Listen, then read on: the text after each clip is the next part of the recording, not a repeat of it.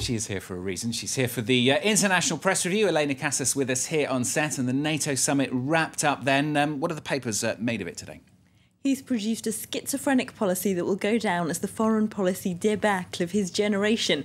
That's Foreign Policy magazine, not being very flattering about Obama and his Afghanistan policy. Now, they say he might not really be paying the consequences of it in American domestic politics, where pulling out of Afghanistan, as he's announced he'll do by summer 2013, remains popular.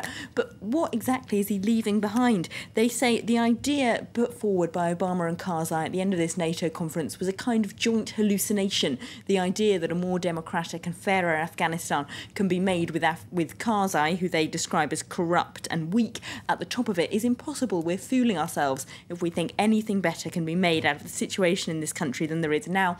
And if we think we can deal with the Taliban as if they had changed over the last 10 years of conflict, we're also deceiving ourselves. Of course, a key part of the US strategy, which has failed so far, but we expect them to try and attempt again, is indeed talking to the Taliban and trying to bring about some kind of political agreement, something most observers agree is necessary.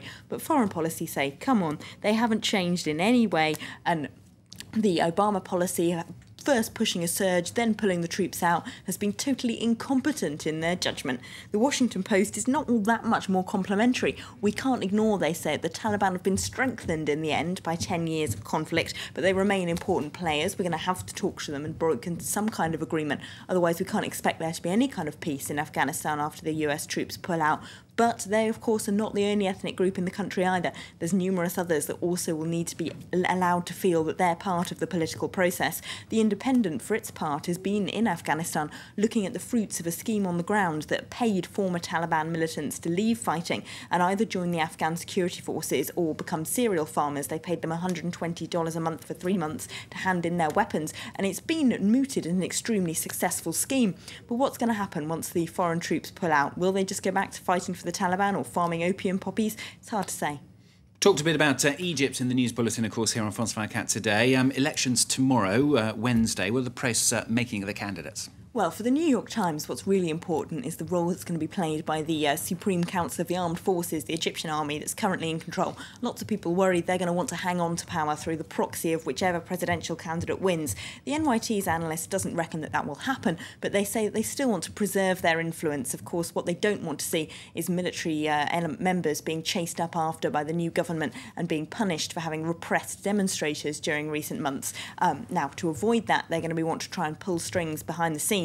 Now, for the Egypt Independent, they've got an article written by a famous Egyptian novelist which says that just thinking about the presidential candidates made him have horrible nightmares about being eaten by rats. So there's not a very flattering analogy in that article. But he says that for a secularist like him, there are no good options. It's like Egypt is playing a game of Russian roulette. None of the candidates that are really in with a serious chance of winning represent the young people who took to the streets and pushed Mubarak out. They're either conservative Islamists or they're conservative former Mubarak cronies, as he puts it. No other candidate really has enough money to be able to run a winning campaign.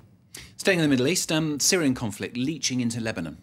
Yes, the National today, looking at why that is in their editorial, they say effectively that it's because of the failure of Kofi Annan's UN plan. They say that helped legitimise the Assad regime in the eyes of the opponents, making them more radicalised and more inclined to violence. It also means the Assad regime feel that they have a cover for their own violence. That paper's cartoon has got Syria and Lebanon in patients in adjacent beds, catching from one another a contagious disease. And over in Lebanon itself, the French language paper L'Orient Le Jour says that the fact that violence has now spread to Lebanon is like a present for Bashar al-Assad. The more chaos there is in the region, the happier he'll be. And finally, South African President Jacob Zuma, story involving him suing a Johannesburg art gallery. Yes, this is because they displayed a nude portrait of him, which he says is an attack on the dignity of his office. Sadly, the photo we don't have there, but it's slightly probably rude, good. Actually, this particular photo. Now, this has become, the Guardian says, it's gone from being a story about one small art gallery that very few South Africans would normally visit to being a big national debate about freedom of speech and whether or not the president should be able to stop them displaying this unflattering nude portrait of him. Perhaps we'd have to censor it. Elena, thanks very much. Elena Casas with the international papers, of course, here on France 24.